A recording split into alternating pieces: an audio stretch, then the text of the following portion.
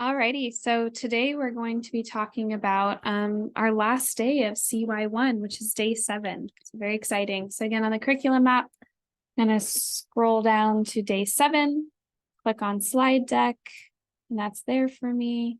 Another thing you might want to notice is that you can tailor your exam in here. It's also inside of the lesson plan, so just an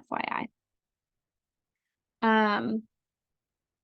We're going into this a little bit differently. So yes, they're used to going into their planners.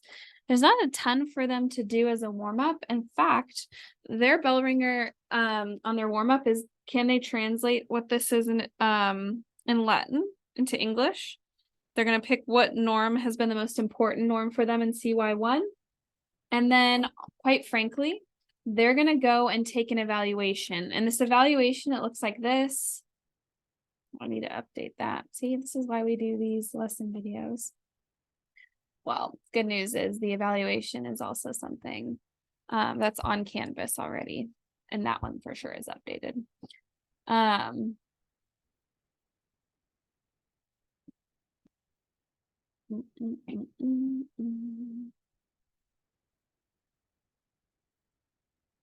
So on the last day of CY1, we have our course evaluation. They're going to click here. It's going to take them to the 2023 one. And that's what they're going to do during those 5 minutes. It really shouldn't take them longer than 5 minutes. And a lot of them are going to get started, hopefully, before the bell has rang. So as soon as bell rings, take attendance, start the timer, tell them do the evaluation first. When they're done, their laptop lid should be closed. And then they should be on this last day 7 part of their planner. So that happens. If they have extra time, they should be thinking about their favorite CY memory. This is, again, our last opportunity to go over norms. Something that you could do if you wanted to is take away the yellow writing and have them fill in the blanks. What are all of these norms? Do you remember? And the good news is that it's not written here. Some of them might get clever and find them on the planner in different places, but maybe you can say which one has been the most important for you and honor it. Like if they say hang in there, maybe this course for them was so easy. And so for them, it was just a test of their patience, and that's okay. And for some of them, maybe what was most important for them was this idea of listening. I noticed a lot of good dyad work that was happening. So just honor what their choices are and how they articulate them. You're going to notice that we have 3 kind of main thrusts of the lesson plan. The first is an examine. It's a prayer. It's a Jesuit prayer, not a test. We're going to learn about Austin Hatch and his cub story. We're big on storytelling in CY. And then also kind of talk about mottos and what kind of cub are they hoping to become. So first, we're going to start with a favorite memory. So again, in those dyad groups, have them seated. You can use the random name generator or any way that you want to group them. Have them talk what was their favorite CY moment. Do this quickly, right? It doesn't have to be a ton of time. And then maybe ask the class, what was that for you? Then we want to bring them into an examine. And examines, first explain what this picture is. This is actually Clarity Chapel. You might even want to ask if they've found this because this was part of the side quest, part of the scavenger hunt. And Clarity Chapel is a very important place to Loyola because quite often we will have one of their first liturgical experiences as a class will happen inside of this space. It's also where we have daily mass. It's a great space for a reconciliation. It is a place where sometimes even the faculty and staff have mass. So it's where even people from faculty staff have been married. This is a very important place and space to Loyola. When we pray and examine, typically it's an examination of conscience. It's an opportunity to reflect and review your day or a day in review. Remind students that examines are a little bit of a longer prayer, and we tend to pray them during the seasons of Advent, right before Christmas, and Lent, before Easter. And what's going to happen is over the loudspeaker, after lunch, they're going to hear an examine, prayer, and then we start classes. So it slightly changes our school schedule. So last class, we talked about bell schedule. This class, we're going to talk about that when this examine comes in, it slightly alters when we get out. You might want to have this, and actually it is already printed out for you. I would advise that you have printed out so that they're not reading it with you, and have them close their eyes and really work on the pacing of this. We don't want this to be too fast. We also don't want it to be pretty slow either. Like if you're hitting that 7-8 minute mark, you might want to keep the pace up. If you want to add music, you can add music.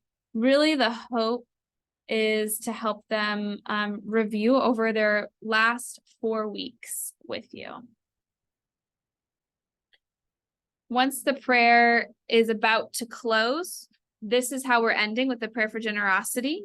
Pray it and have that big St. Ignatius of Loyola pray for us. Finally, if you want to go ahead and do think, pair, share, you can. For my opinion, I would just say, what do you all think a motto is? How would you describe it without using the word motto? Hopefully you get something like a saying that one lives by, or a proverb, or an idea that's anchoring your life. There's lots of different ways of thinking about what a motto is. Next, we're going to say mottos are pretty important to Loyola, but we want to start from a Cubs perspective. So we're actually going to watch this ESPN special from Austin Hatch. And I want you in your CY1 notebooks, your CY1 planners, you'll see that there is space for you to take notes. I want you to jot down every time you hear a motto in Austin's life or something that resembles to you a motto. And then I want you to also think about how did those models help Austin persevere during his cannonball moments.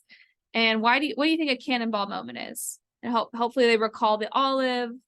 That means that probably his adversities. So you're going to watch the video. It's 16 minutes, so it's a long special, but it's pretty engaging, and it's also awe-inspiring. So I think the students will really resonate with it. It's a little heavy, so I think you need to be ready for maybe some mixed reactions and responses to the heaviness of this story.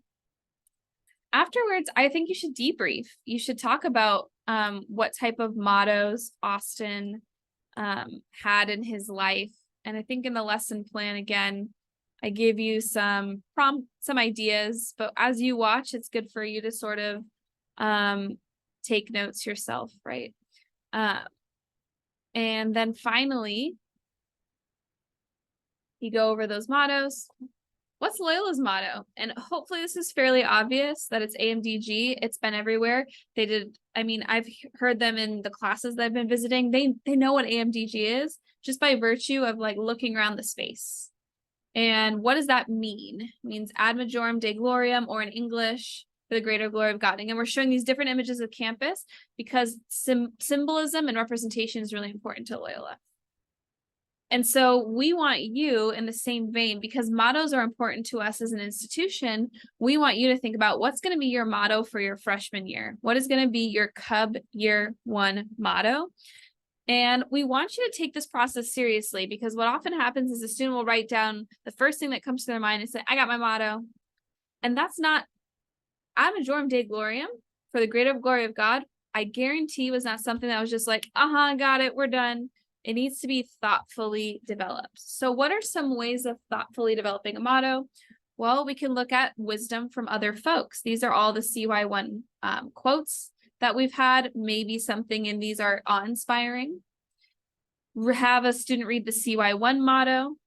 These are called the 4 C's of Jesuit institutions, and how CY1 is really helping our students work on their commitment to school and commitment to themselves. Then to share what your motto is, and then maybe talk about your thought process, like how did you get here? This Be the Storm, the Whirlwind, and the Earthquake came from Doug Brown's class, and he really talked about it from the sense of the metaphor of a storm, whirlwind, and earthquake, and why he thought that was important for this particular year.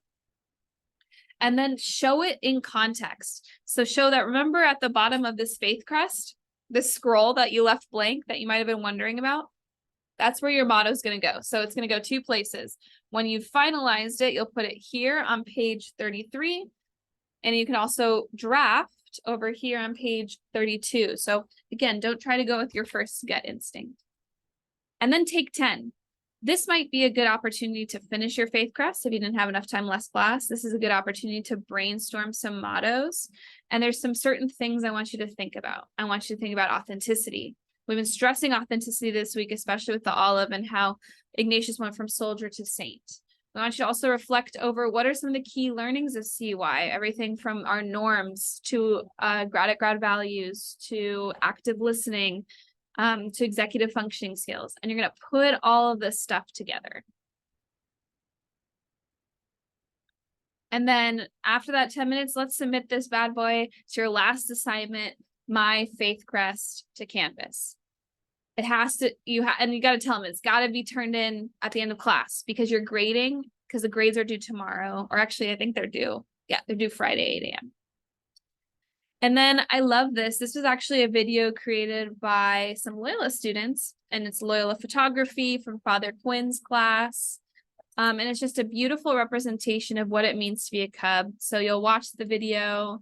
It's the I Am Loyola song by Jimmy Dune and Charlie Veal, and how the invitation of CY1 always is, yes, we are going to provide you information and you are going to get stuff, but we always challenge you. Can you be that kid that gives back, that makes us better? This song is now a traditional song of Loyola, and this was done in 2019, so it wasn't actually that long ago that this song was developed and now is part of the lore and the legacy. So this is what we mean by being co-authors. We want you to help us write Loyola's history, and to do that and to be a part of that legacy, you have to buy in, you have to be all in. And so finally, watch the video, tell them congratulations, you've completed summer session Cub Year 1.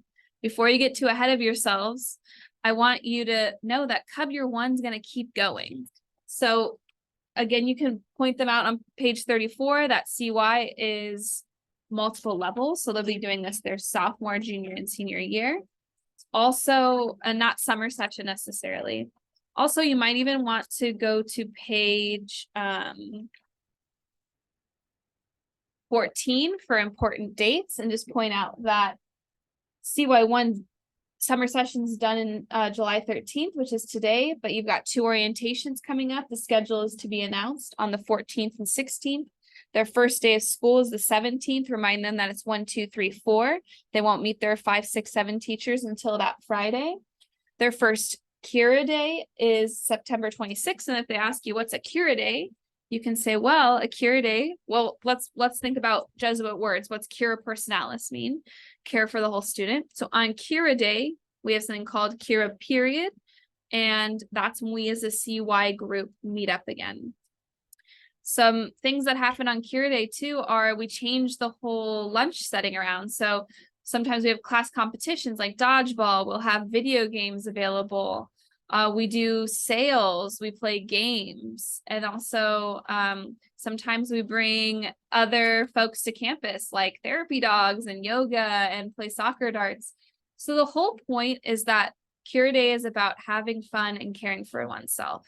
So even though we're done today for our Kira class, we'll see you at orientation and we'll see you on Kira Days throughout the year. And if I don't have you, this is something I would say, if I don't have you as a student, know that I'm here for you. And if somehow our classes get shaken up for CY, which is very likely to happen, I'm always going to be a mentor and supporter of you. And I want you to know I'm a resource, and to think about what we talked about in consolation and desolation, that when we're having those moments of desolation, that your CY class and me as your instructor are supports. And then that's class. And again, you just really want to get those all those assignments in. You got extra time, which could be likely. Play the number game, find ways of communicating and connecting with your classes. You might even want to consider bringing them like a little closing gift, like buy popsicles for your class or something. So, and let me know, we can expense it on CY as long as it's reasonably priced. So yeah, that's the last day of CY.